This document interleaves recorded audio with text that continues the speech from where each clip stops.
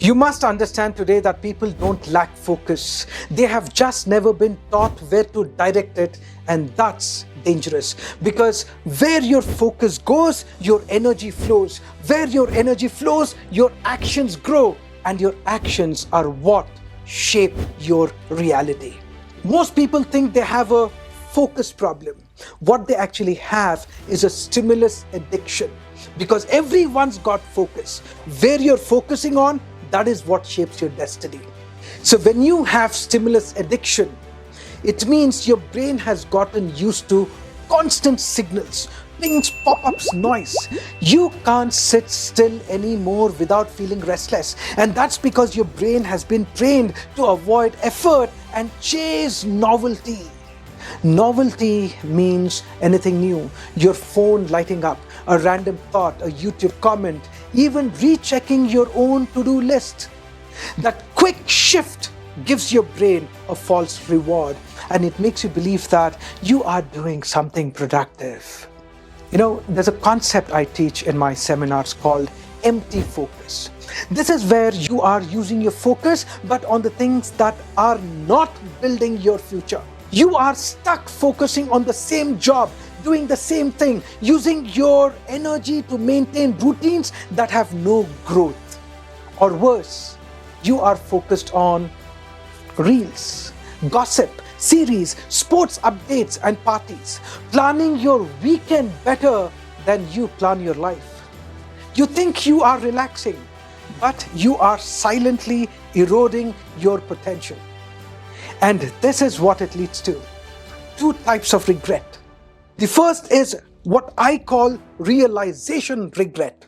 One day you will look back and say, I could have done more. I had it in me. I wasted my best years chasing nothing.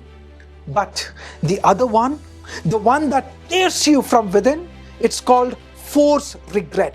That stage in life where your own grandchildren don't respect your voice. Because in today's world, if you don't have money, if you don't have strength, if you don't have command, your voice gets reduced to unwanted background noise. You will be saying things and people will pretend not to hear. You will speak truth and no one will take it seriously, not because you are wrong, but because you didn't build weight. And in this world, no matter who you are, if you don't have presence, you will be treated as absence.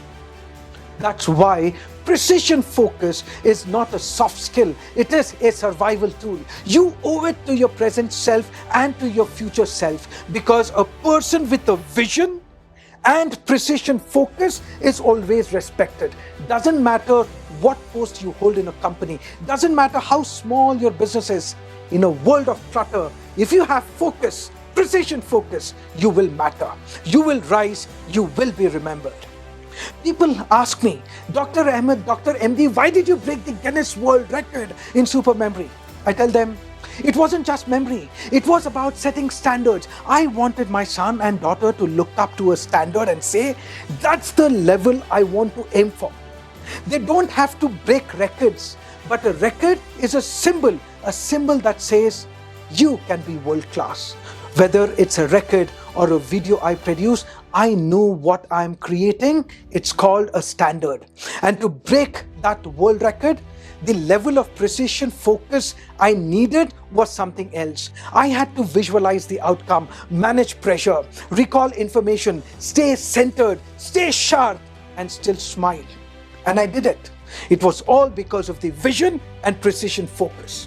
And now I will show you the foundation that makes it possible. Precision focus is not magic. It's a system anyone can build. But before I teach you the 3 steps to build it, I want you to know that I have created a course called the HATS method. It helps you convert negative emotions like fear, frustration, stress, guilt into pure mental clarity. It's free and the link is in the description.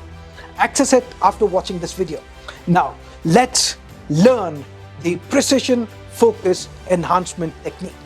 This is the same 3-step framework that helped me break a Guinness World Record and complete a 240-page doctoral dissertation in just 100 days. Step 1, Shrink the frame. One of the biggest reasons people can't focus is because they try to bite more than their brain can chew. They say things like, I'll finish the whole project. I'll prepare the entire pitch. I will study the full chapter. That's not focus, that's pressure. And pressure leads to procrastination. Instead, say this: for the next 25 minutes, I will sit with just this one task. Why 25? Because your brain is more likely to commit to a short burst of effort than a long haul. It feels achievable, clean, safe. You will not procrastinate. That is how you bypass mental resistance. One window, one target, one sprint. When I am creating a video, I don't say in the next 2 hours I'm going to finish this video, coordinate with my team, and do some business planning. No, that's too much. I simply say for the next 25 minutes I will work on the opening speech or the first 2 paragraphs. That's it. This works because your brain's prefrontal cortex, your decision-making engine, performs best when the load is light. Reduce the pressure, increase clarity. If this idea clicks for you, tap like. You just gave your brain a direction. Now let's look at step 2. Step 2 is define the target in one line. Not a to-do list, not a paragraph, one line. Fix this slide, summarize this page, draft this reply. That's it. This is where most people go wrong. They either write a vague goal like finish the project, which feels heavy, or they write a whole list that looks like a grocery receipt. 10 things, 12 arrows, 3 side notes. It creates confusion. The brain doesn't know where to start, so it doesn't start at all. You will find yourself opening and closing folders, scrolling through WhatsApp, pretending to look busy without doing anything that actually moves you forward. A clear starting point is half the battle.